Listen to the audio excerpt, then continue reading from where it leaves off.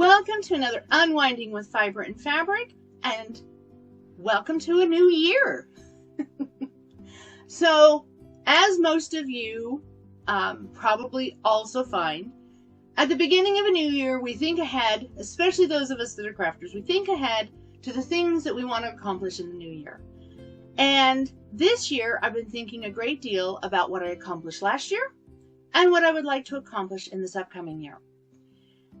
And I have taken a look back at 2021 and what I did in this vlog and what I did in my blog posts. And I'm pretty pleased. At the beginning of 2021, one of the things I really felt like I wanted to do is make available a number of basic quilting patterns, basic quilting patterns. And I accomplished that. And I may, going forward, have a couple more that I add. It'll probably be something I do more through my blog than here.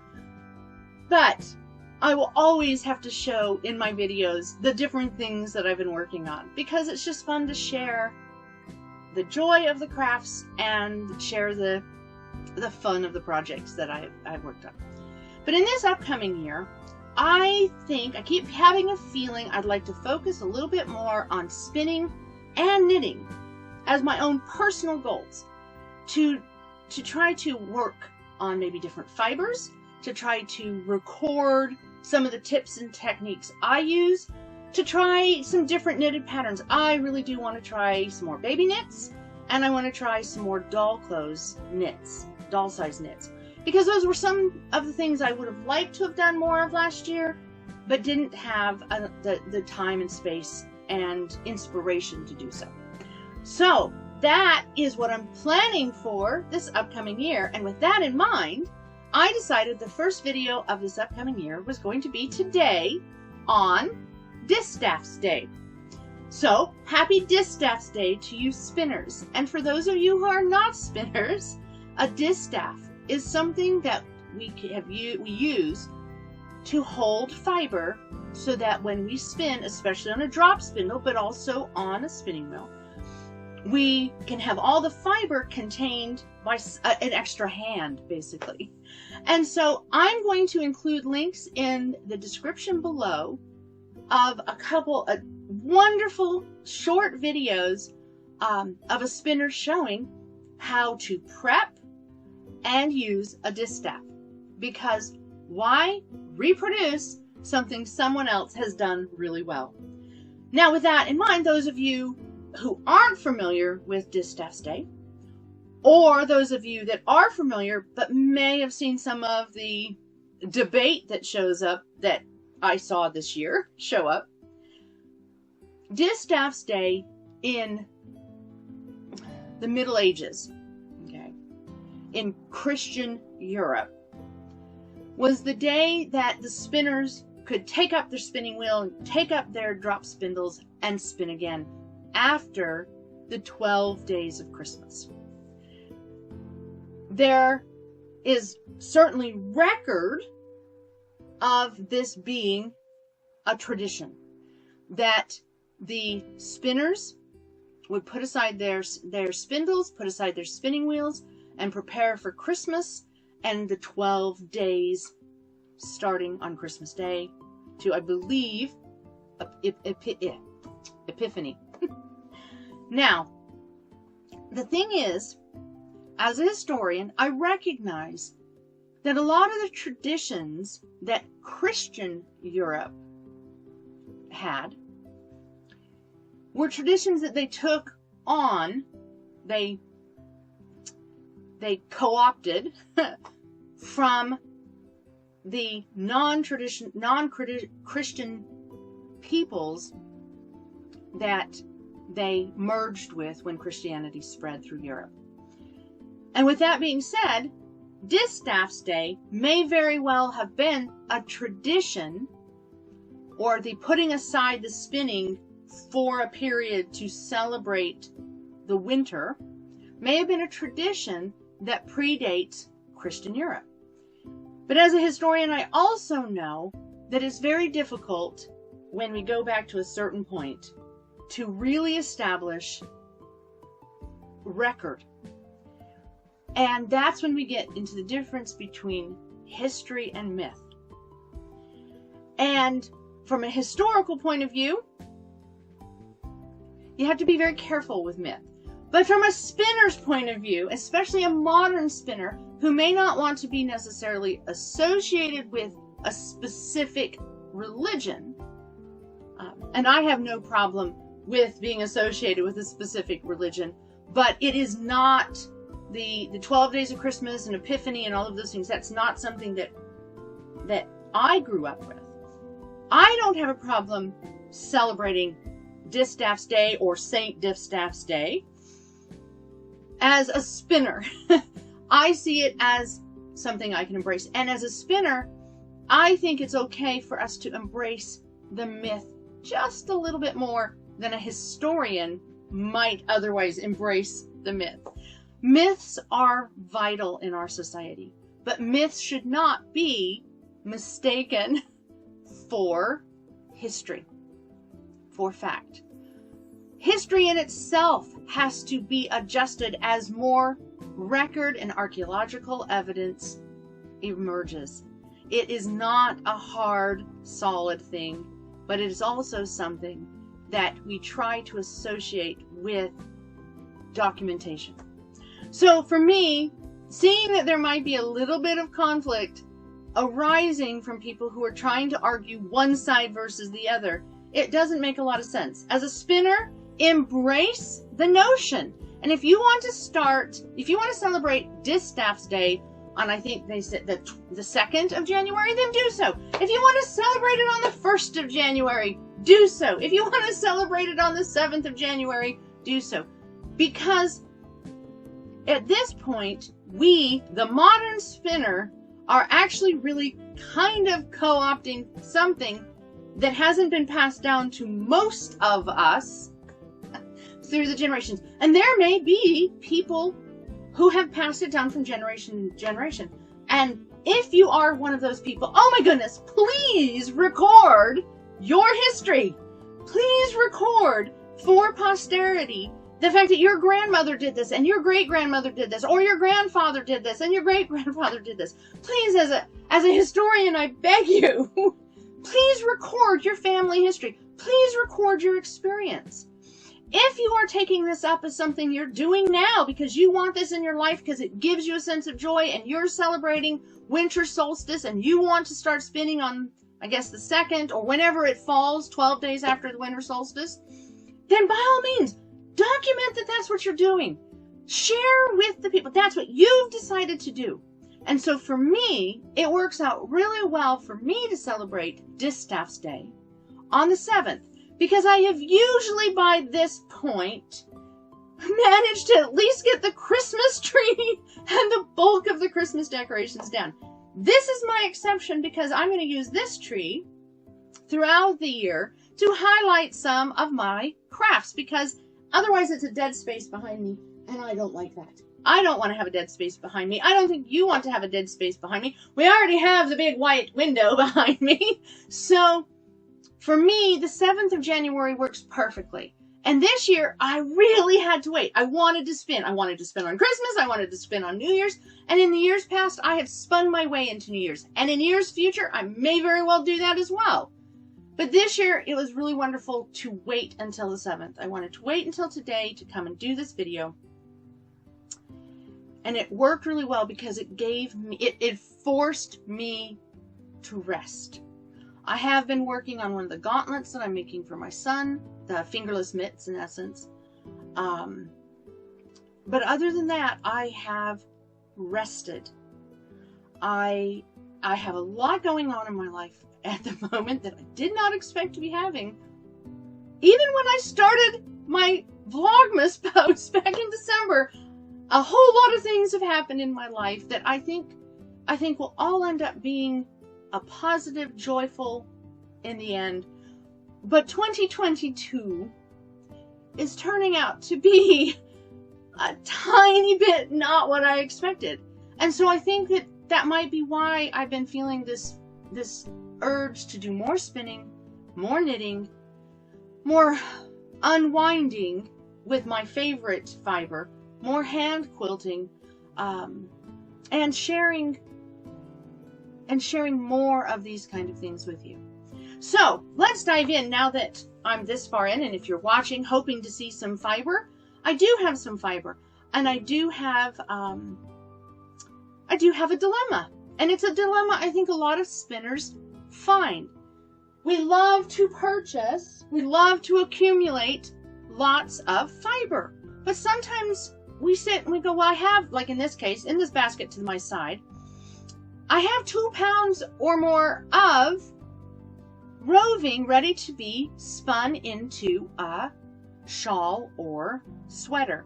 When I dyed the roving back in 2020, I was playing around with natural dyes of black walnut,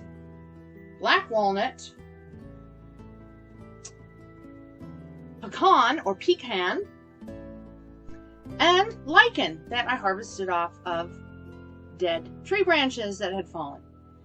And I really enjoyed doing that, and if I can track down the video, I did a video of that. I'll put here or wherever one of the little cards to point you in the direction of the video.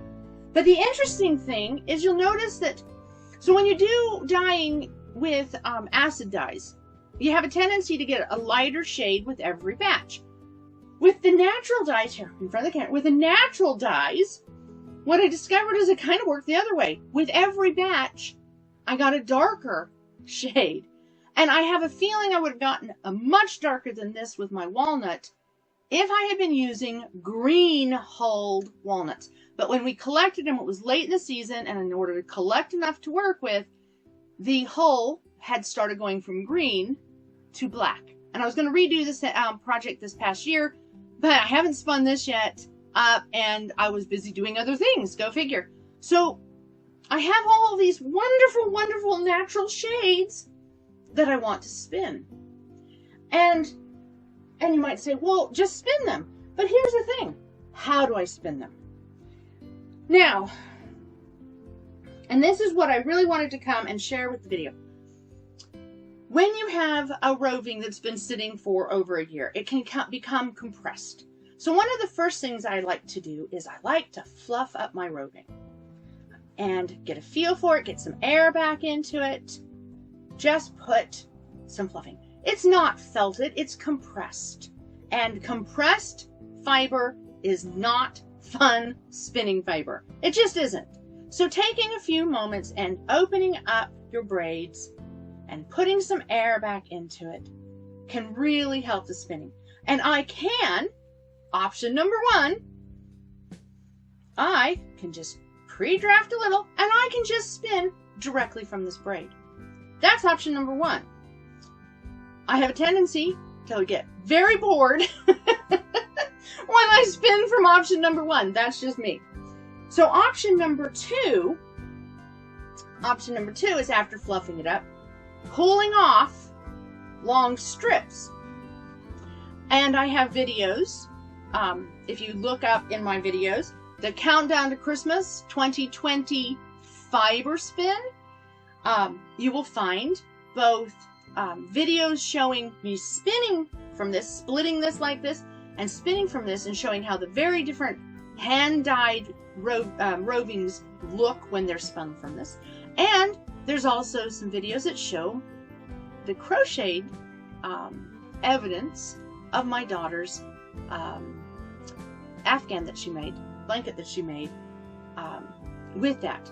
And if you go to my Ravelry account, which is Pioneer Lady, you'll see I have in the spinning stash, one of the links, you'll see I have every single dyed roving listed with its spun fiber and its crocheted finished object. It's crocheted granny square. So that's another option of how to spin this. So those are 2 options.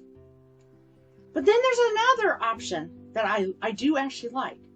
And this is the one that I'm kind of leaning towards. Because in either of those cases, I'm still spinning a single that is fairly solid single of one color.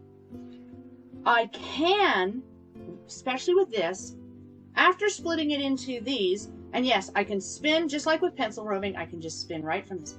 But if I go through and I wrap it into a little coil like this, I can make bins, bags, bunches of these coils all one color. Or I could now have mixed. So splitting some off of this and having coils. And that's going to create a stripy kind of effect, which would look fabulous. It would make a self-striping yarn. And if you did a chain ply, you'd be able to keep that color together. Or if you didn't do a chain ply and you plied it with others, you would get a little bit more of a mottled color. Because these colors are so similar, you're not going to have a huge contrast. And so you could get a very textured feeling, not textured as in texture touch, but color.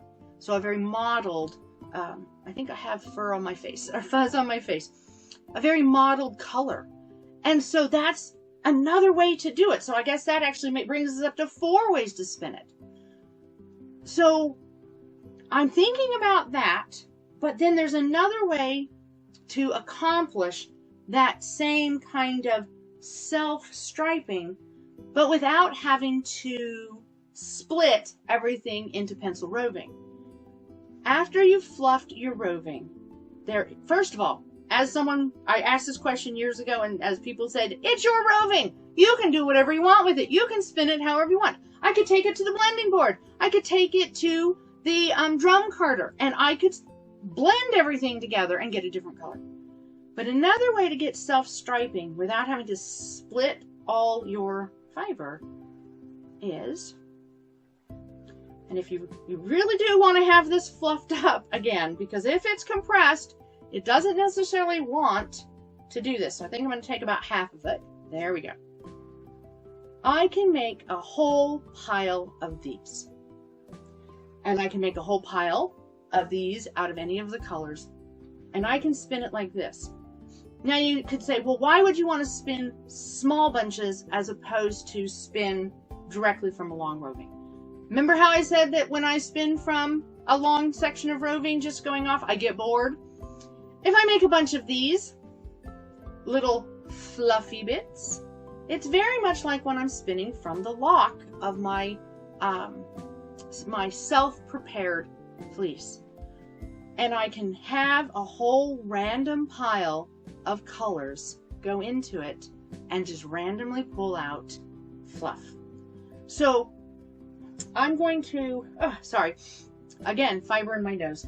I am going to quickly zoom the camera back out so you can see the spinning wheel. Oh, and I should make a note. I normally do not spin wearing all black clothing. And I normally, when I spin, also wear an apron. But I thought for today's purposes, you might actually like to be able to see the fiber. And if I'm wearing all black and my fiber is really light, you can see me spin from, I have to get the leader. I had to put a new leader on this bobbin today, and the yarn that was handy to put it on was thick and fluffy, and I find that it has a harder time getting through the orifice and winding on. So let me see, nope, not that way. Let's do over here. So I'm a little off-center, but now you can actually see my hand. And you see me just drafting, and I'm allowing it to come just from this little bit of fluff. Now, in this past year, the video that has received the biggest attention on my channel has been spinning from the cloud. And what you're seeing here, because of the way I prepped the fiber, because I opened it up and fluffed it into that little handful, I am spinning from the cloud. And you might ask, why do I like spinning from the cloud so much? I don't like it when it drafts apart. And that's just to show everyone, yes, it doesn't matter how long you've been spinning. If you get distracted, it can slip through your hand. But that actually helps prove what I was going to say about why I like to spin from the cloud. Okay, let me pull just a little bit more so I can get a little more twist. I was not spinning fast enough. Hold on just a second. I have spinning wheel and technology getting involved with each other down here. Okay, so the reason I like to spin from the cloud is that, yes, it might draft apart, and I might have what you just saw me fix there. Let me put it here. Trying to spin so that you can see the fiber and not just the wheel. This is not the position I would normally be in to spin at the spinning wheel, but this is actually very similar to the position that you would have if you were spinning from a drop spindle. It's also some of the position that you might have if you had a distaff sitting next to you, holding all your fiber. And that also goes into the whole, why do I like to spin from a cloud of fiber rather than a bat or a roving? I like how it drafts. I like that it drafts open and loose and fluffy and woolen.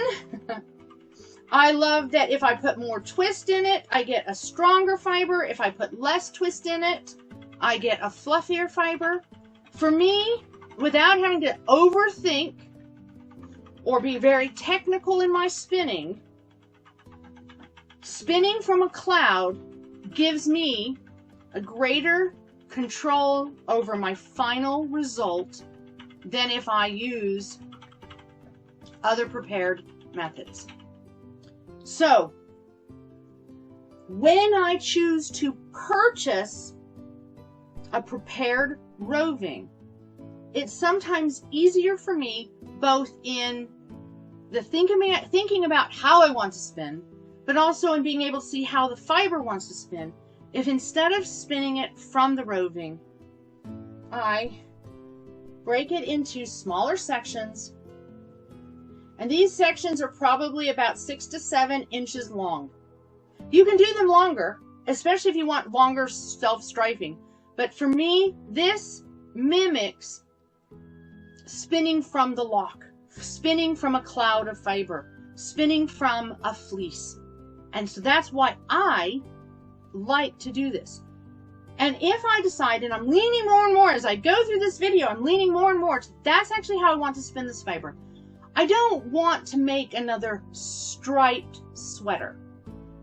What I want is to make a sweater with these darker walnut, this beautiful, so this brown from the walnut, this yellow from the lichen, and this sandy color from the pecan.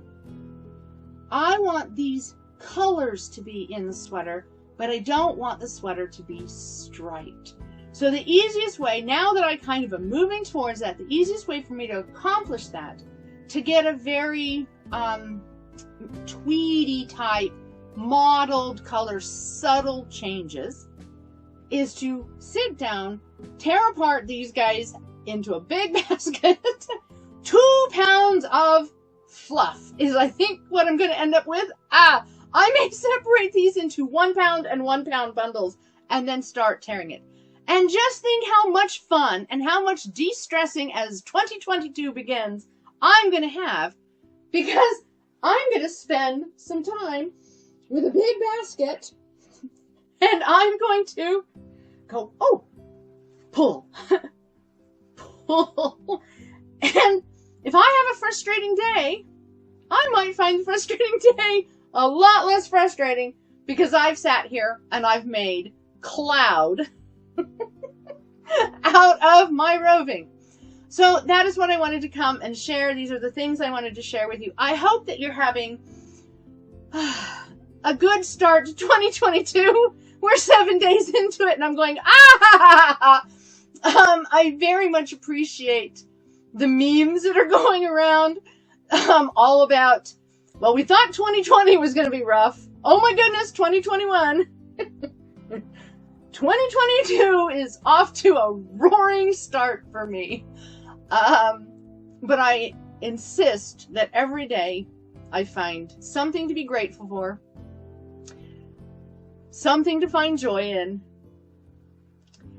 and the resolve to laugh rather than cry. I hope that is what watching my video and sharing in my Unwinding with Vibrant Fabric will help bring to you, is the notion that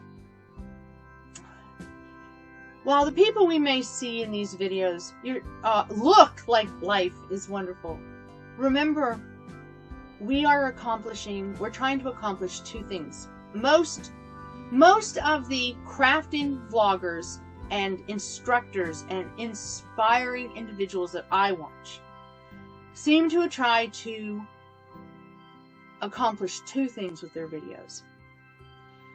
They try to share inspiration and joy, and they try to share with you that while they are definitely human and they have human problems like everyone else, they're trying to find a way to overcome it and share with others that they've overcome it. We're not trying to share that our life is perfect. We're trying to share that our life is totally imperfect and is totally full of things that make us want to sit and rip fiber apart at times. But that we're trying really hard to not let it overwhelm us, not let it submarine us, not let it bury us, and also not let us forget to share the joy that we have in our life with others. At the end of the day, even when it's been one in which I'm pulling apart fiber frustratingly as opposed to not, there's always joy I can find. There's always peace. And I do know that when I take the time to share that with others, to share a video like this, it's a little easier for me to overcome the things that are making it so I'm struggling. It helps me overcome my physical, emotional, and life struggles. Because rather than letting it bury me, I've decided I'm going to do something that helps me unwind, and I'm going to share it with you. So, it doesn't make life perfect. It doesn't make life an easy walk. But it does make life one that we can find joy and laughter in.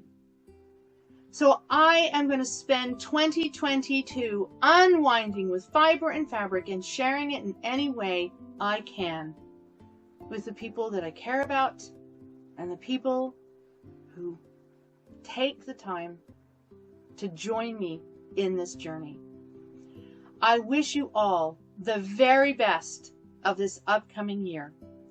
I hope you will have plenty of fiber and fabric in your life and plenty of time to unwind, even if it is sometimes only a few minutes a day or week. Plenty is what we make it.